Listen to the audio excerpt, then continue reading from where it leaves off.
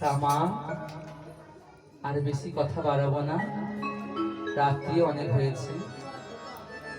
তাই মা, আজ লক্ষ্মীপ্রিয়া দেবীর কাছ থেকে অনুমতি নিয়ে মহাপ্রভু চলে গেলে শ্রীহট্ট দর্শনে।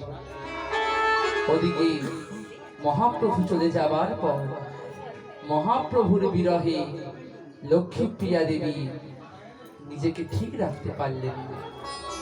দেখতে দেখতে লক্ষ্মীপ্রিয়া দেবী মহাপ্রভুর জন্য কাতর হয়ে পড়লেন।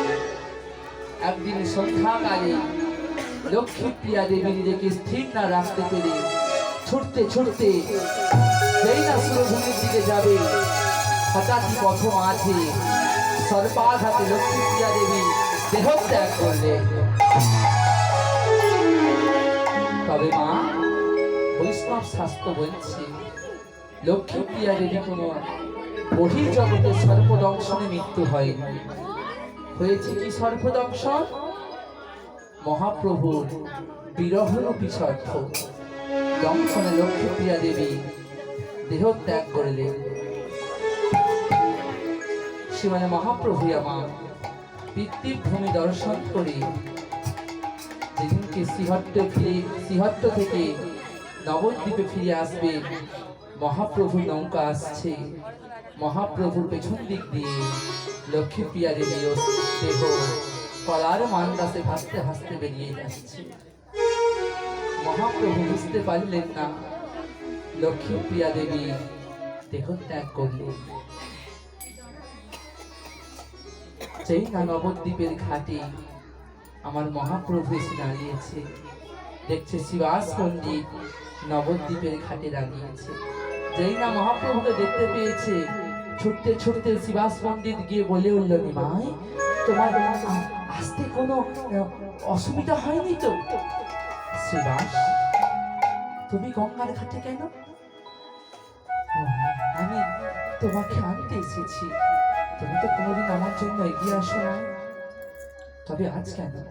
শ্রীবাস, শ্রীবাস, তোমার বদনটা কেন আজ মলিন দেখছি?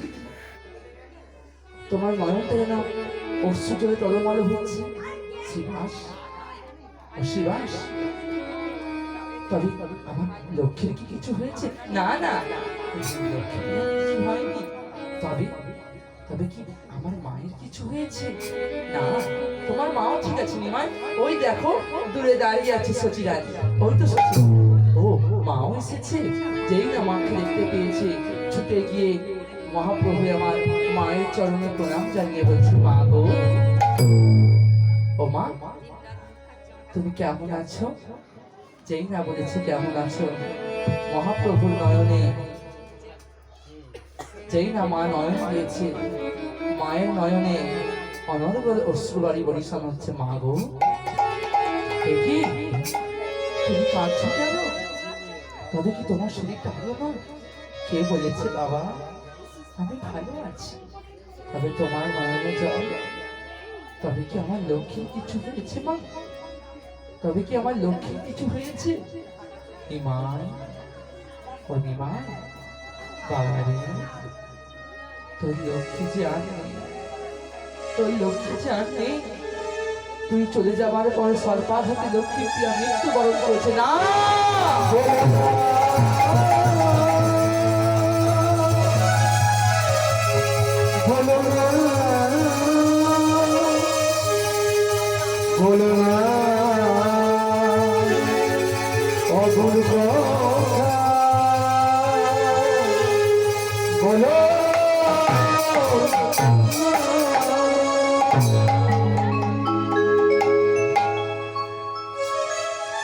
মহাপ্রভু লক্ষ্মীপ্রিয়ার মৃত্যুর কথা সহ্য করতে পারলেন না। গঙ্গার ধারে দাঁড়িয়ে মায়ের চরণ ছুঁয়ে প্রতিজ্ঞা করলো, মা, আমি তোমার চরণ ছুঁয়ে প্রতিজ্ঞা করছি, আজ হতে আমি কোনো কন্যাকে ভালোবেসে নিজ পছন্দে আমি তোমার সংসারে আনবো না, আনবো না, আনবো না। এই বলে মায়ের চরণে প্রণাম জানিয়ে মহাপ্রভুর দুই নয়নে অশ্রুবাড়ি ভেসে যাচ্ছে। মহাপ্রভু চললেন নাম করতে করতে গৃহের থেকে। চলে ছাড়া বদনে বলছে, কি বলছে গো? ও মন কৃষ্ণ বলে প্রাণ কাঁদিলে তার লাগে না ভয়।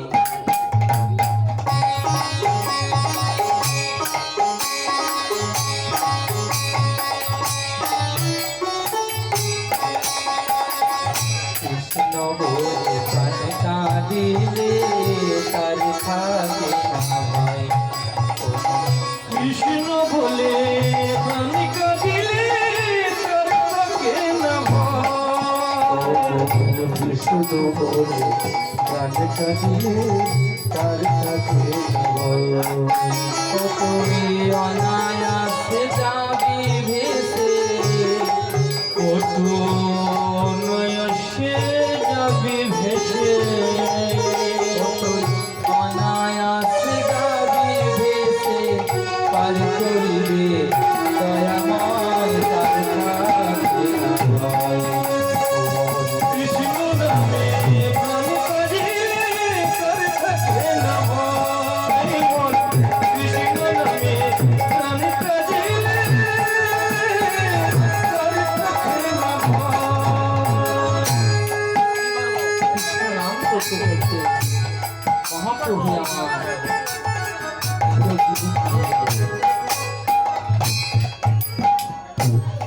নিজ গৃহ ফিরে আসার পর থেকে আমার মহাপ্রভু আর শিবাসনে যাচ্ছে না, চলে যাচ্ছে না, কারোর সঙ্গে কথা বলছে না, একাকী নিজেকে ঘরের মধ্যে চুপচাপ গুছিয়ে দিচ্ছে। দরজা খোলে না, মায়ের সঙ্গে কথা বলে না, কেমন যেন হয়ে গেলে।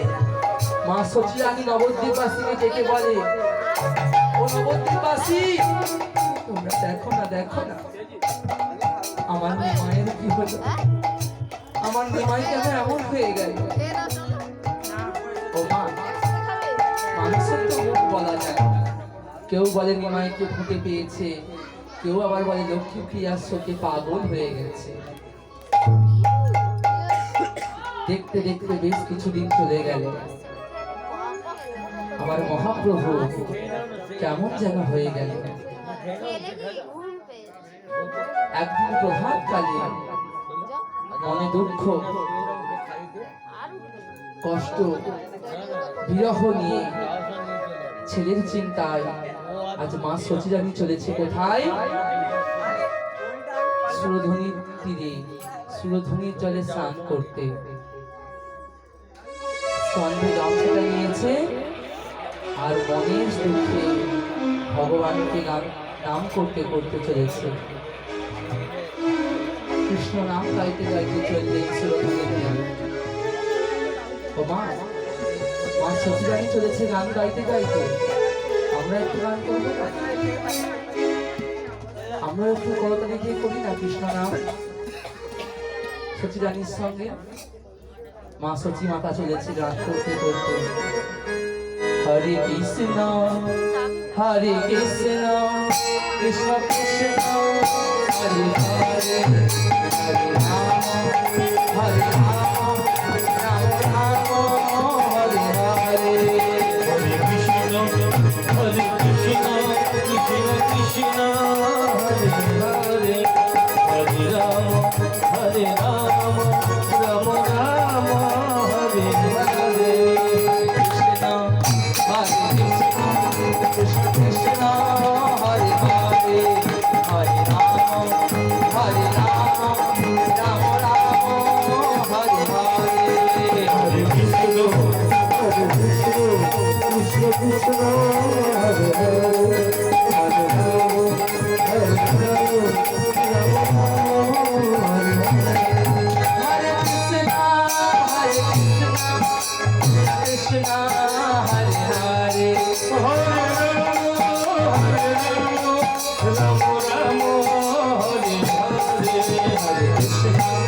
Hare Krishna Krishna, Hare Hare, Hare Rama, Hare Rama, Rama Rama, Hare Hare. Hare Hare. Krishna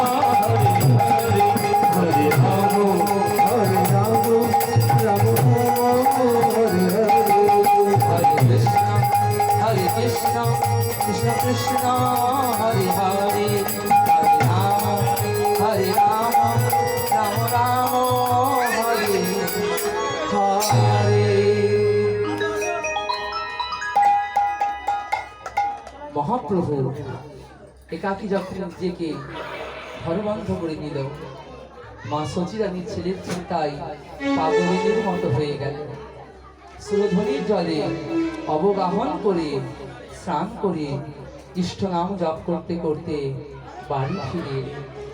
আর ওইদিকে প্রভাতকালে মালঞ্চ পাড়ার রাজ পণ্ডিত সনাতন মিশ্রের কন্যা বাবার বিষ্ণু পূজার জন্য কক্ষে গাগরি নিয়ে ওই সুরধুনিতে জলাতে গিয়েছে। হঠাৎই প্রতিদিনের ন্যায় জল এনে বাবার বিষ্ণু পূজার চন্দন ঘষে দেয়, কিন্তু আজ লক্ষ্মী বিষ্ণুপ্রিয়া দেবী কক্ষে গাগরি নিয়ে গঙ্গার জল টেনে ঠাকুর বাড়ির দুয়ারে রেখে নিজের ঘরে গিয়ে দরজা বন্ধ করে দিল। বাবার বিষ্ণু পূজা হয়ে গেল, দরজা খুললেন। এহেন আচরণ দেখে বাবা চিন্তিত হয়ে পড়ল। বিষ্ণুপ্রিয়া দেবীর মাকে ডেকে বললেন, হ্যাঁ গো মহামায়া, আমার প্রিয়ার আজ কি হলো? প্রতিদিন তো আমার চন্দন ঘষে দেয়, তবে কি আমার প্রিয়া উপযুক্ত বিবাহের মতো হয়ে গেছে বলে ওই সুরধুনির খাতে কেউ কিছু বলেছে? দেখো তো মহামায়া, প্রিয়াকে জিজ্ঞাসা করো তো আমার প্রিয়ার কি হয়েছে। যেই না বলেছে, মা মহামায়া দরজাটা খুলেছে। খুলে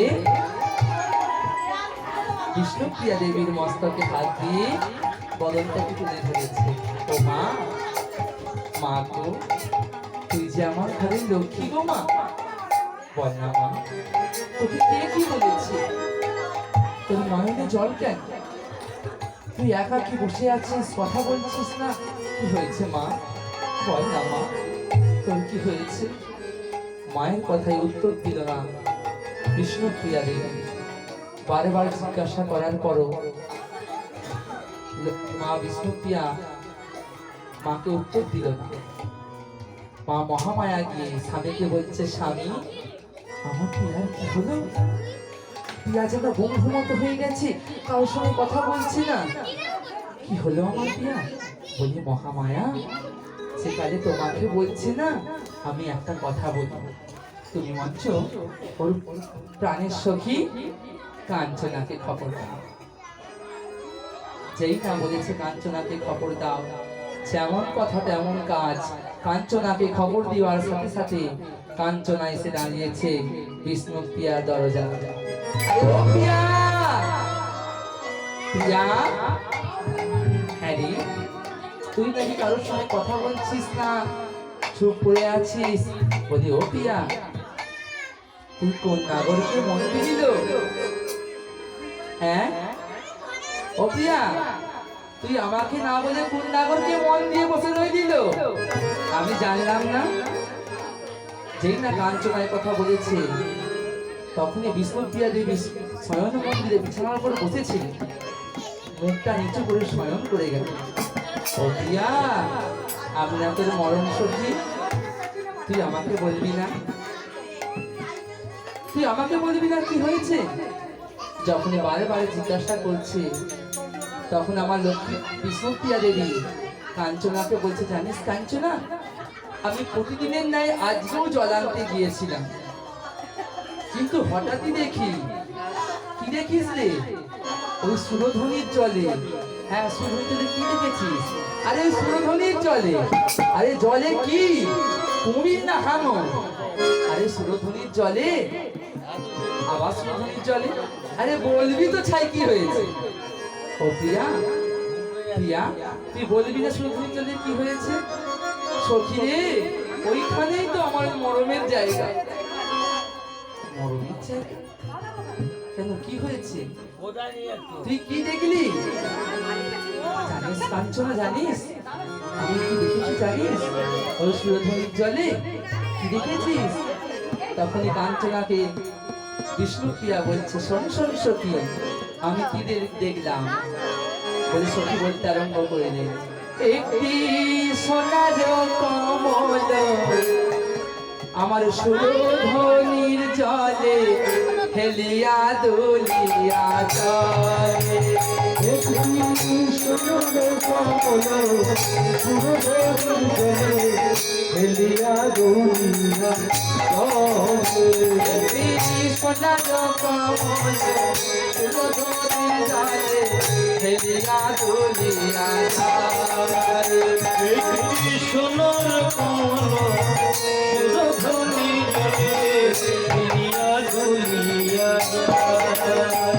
আমার অঙ্গের পরশে সোনার কমল অঙ্গের পরশে সোনার অঙ্গের পরশে সোনার কমল অঙ্গের পরশে সোনার কমল আরো দূরে চলে যায় আরো দূরে চলে যায় অঙ্গের পরশে সোনার কমল অঙ্গের পরশে সোনার কমল আরো দূরে চলে যায় আরো দূরে চলে আমার সোনার কমল ধরা হলো না সোনার কমল ধরা হলো না সোনার কমল ধরা হলো না সোনার কমল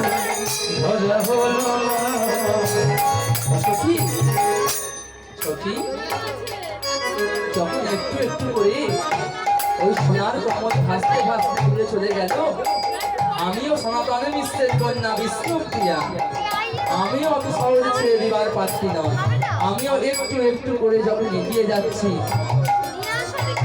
সেই না আমার নাসিকা সম জল হয়ে গেছে তখনই আমি সোনার কমলটাকে যেই না দুটি করে ধরতে যাব ধরতে যাবি তারপর কি হলো রে সখী সেইখানেই তো লজ্জা লজ্জা কিসে জানিস সখী ও যে সোনার কমল নয় ও যে সোনার মানুষ এই নদিয়ায় সুরধনীতে স্ফুটিত পদ্মের মধ্যে ওই সুরধনীর জলে টলমল করছে হ্যাঁ রে সোনার মানুষটি কি তবে আমি চিনি না তবে জানিস কাচ্ছ না আমি না চাইতেই না ওই সোনার মানুষটাকে আমি আমার মন দিয়ে ফেলেছি ও তাই তারপর কি হলো প্রিয়া আরে ওই সোনার মানুষকে দেখতে গিয়ে এদিকে আমার জল আনাই লাঠি উড়ে যাচ্ছিল কেন তুই তো কলসি নিয়ে জল আনতে গেলি তো লাঠি উঠবে কেন আরে ওইখানেই তো গন্ডগোল কিসের গন্ডগোল এই বলে কাঞ্চনাকে আবার বলে উঠলেন কি বলে উঠলেন গো আমার কাঙ্কের কলসি জলে গিয়াছে ভাসি মাঝিরে তোর নৌকার ঢেউ লাগিয়া রে মাঝিরে তোর নৌকার ঢেউ লাগিয়া আমার কলসি গিয়াছে ভাসি মাঝিরে নৌকা লাগিয়া গো মাঝিরে নৌকা লাগিয়া আমার কাঙ্কের কলসি গিয়াছে ভাসি মাঝিরে তোর নৌকার ঢেউ লাগিয়া রে মাঝিরে তোর নৌকার ঢেউ লাগিয়া আমার কাছের কলসি গিয়াছে ভাসি মাঝিরে নৌকা লাগিয়া রে মাঝিরে নৌকা লাগিয়া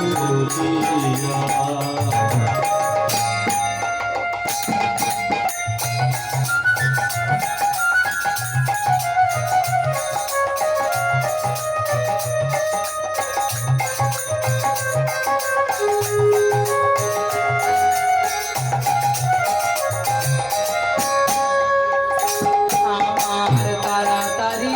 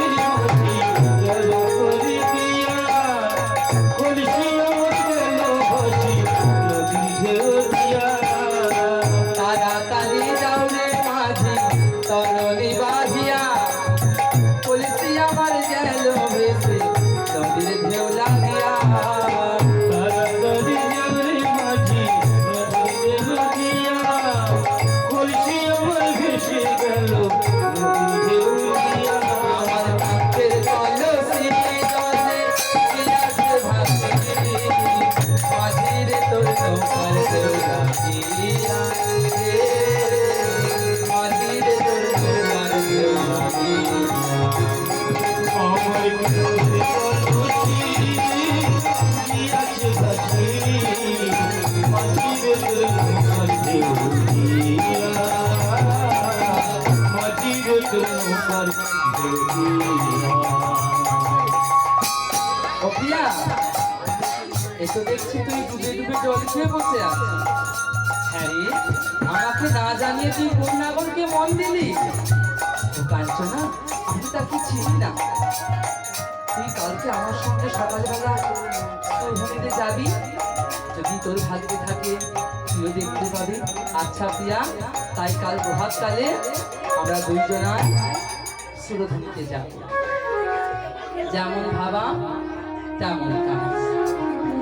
আজ প্রভাতকালে দুইজন সখী মিলে চলেছে কোথায়? সুরধনির তীরে জল আনতে। কেমন ভাবে গো? দুইজন সখী দুজনের হাত ধরাধরি করেছে, পক্ষে একটি করে গাগরে নিয়েছে, নিয়ে চলেছে কোথায়? সুরধনিতে। কেমন ভাবে যাচ্ছে গো? দুজনে বলছে, দুইজনে সখীগণে গান করতে করতে চলেছে ওই সুরধনির তীরে। আজ নদীর গাঙে বান দেখেছে, আই গোকুল এসেছে, নদীর গাঙে বান দেখেছে। আজ নদীর গানে বান দেখেছে, আই গোকুল এসেছে, নদীর গানে বান দেখেছে। আই সামাল সামাল রব উঠেছে, তোর মনে সই মোর মনে সই, মধুর মধুর বংশী বেজেছে। তাই সবার সবার উঠেছে, তোর মনে সেই মধুর মধুর বংশী বেজেছে। আজি সামাল সামাল রব উঠেছে, তোর মনে সই মোর মনে সই, মধুর মধুর বংশী বেজেছে। তাই সবার সবার উঠেছে, তোর মনে সেই মধুর মধুর বংশী বেজেছে। আজি রাইতে চলে যাচ্ছে মথুরায়, শ্যামবাসরী প্রতিক্ষণে বৃন্দাবন ছাই। আজ রাই কিশোরী গেছে মধুরায়, শ্যামবাসরী প্রতিক্ষণে বৃন্দাবন ছাই। আবার কৃষ্ণচূড়ার মগ্না দেশে চলছে গোধাচার। তাই সামাল সামাল রব উঠেছে, তোর মনে সই মোর মনে সই, মধুর মধুর বংশী বেজেছে। তাই সবার সবার উঠেছে, তোর মনে সেই মধুর মধুর বংশী বেজেছে। তাই সামাল সামাল রব উঠেছে, তোর মনে সই মোর মনে সই, মধুর মধুর বংশী বেজেছে। আজ শ্যামল শ্যামল রব উঠেছে, তোর মনে সেই মধুর মধুর বংশী বেজেছে।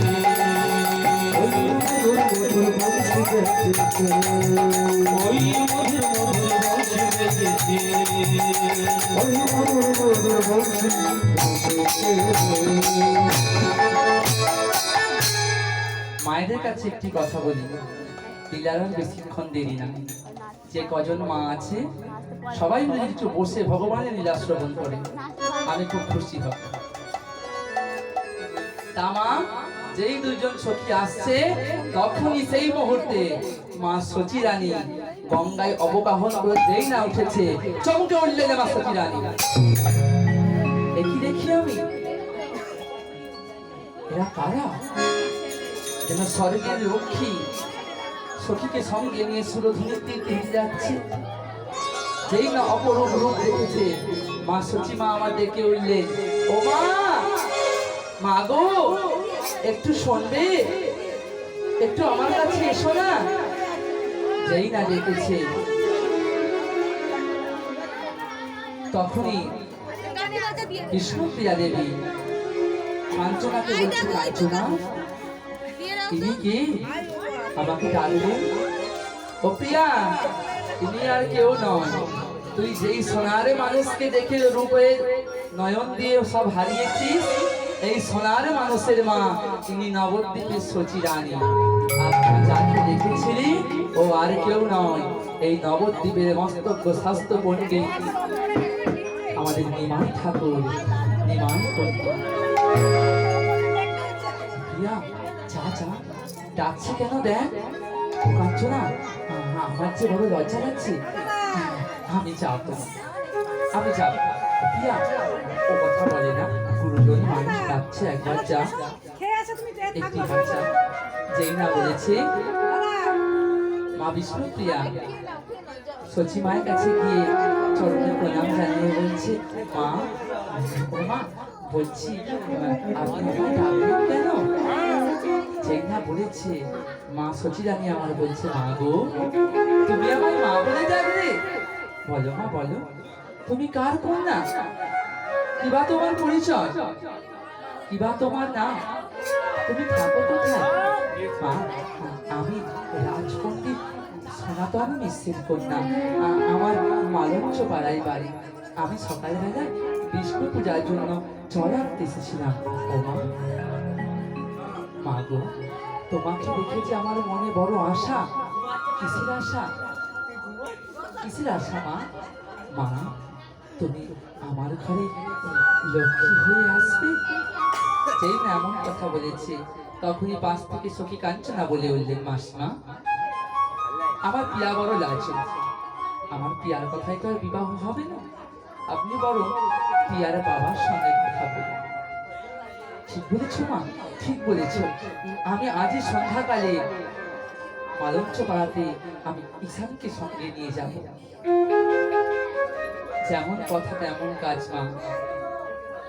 সন্ধ্যাকালে মা সচি রানী ঈশান পণ্ডিতকে নিয়ে চললেন কোথায়? সনাতন মিশ্রের বাড়ি, বিবাহের প্রস্তাব। ও মা, লাখ কথা এক কথা, বিবাহের কথা বলেন না, তাই তো কত কথাবার্তার পরে তবে বিবাহ হয়। আগেকার যুগ, এখনকার যুগে, এখনকার যুগে বিয়ে কোথা হয়? শ্মশানে, ধান জমিতে, ফগলা বাড়িতে। 3 মাসের ভালোবাসা, 4 মাসে বিয়ে, 5 মাসে পগার। তাই পছন্দ হলো নিয়ে চলে গেল। যখন দেখছে না ধুলো কিছু নেই, ফাঁট দেখিয়েছিল, হয়ে গেল ভালোবাসা। তখন মুরগি পুষা। এটাই তো এখনকার ভালোবাসা বা এখনকার বিবাহ। তখনকার বিবাহ লাখ কথার এক কথায় বিবাহ। তাই আজ মহাপ্রভুর বিবাহের প্রস্তাব দিয়ে মা সচি রানীর গৃহে ফিরে মহাপ্রভুকে দুটি করে ধরেছে, বাবা তুই আমার মুখ রাখতে, আমার মান রাখতে তুই পুনরায় বিবাহ কর। বারবার কাকুতি মিনতি করার পর মহাপ্রভু মায়ের কথায় বিবাহে প্রস্তাবে রাজি হলেন।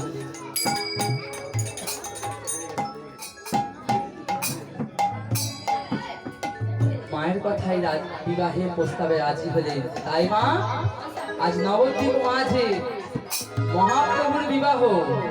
যাই তাই কত আনন্দ! এটা নবদ্বীপ সেজেছে আজ আলোর রোশনাই। হাতি পিঠে বলে গায়ে হলুদ যাবে, কিন্তু নিমন্ত্রণ বলে কে? নিমন্ত্রণ দায়িত্ব আগে দেওয়া হয়েছে মহাপ্রভুর বরদাদা আমার পাবিলা নিতাইকে। তাই আমার নিত্যানন্দ মহাপ্রভু নিমন্ত্রণ পত্র লইয়া নিমন্ত্রণ পত্র লইয়া চলিতে লাগিল। পত্র লইয়া চলিতে লাগিল।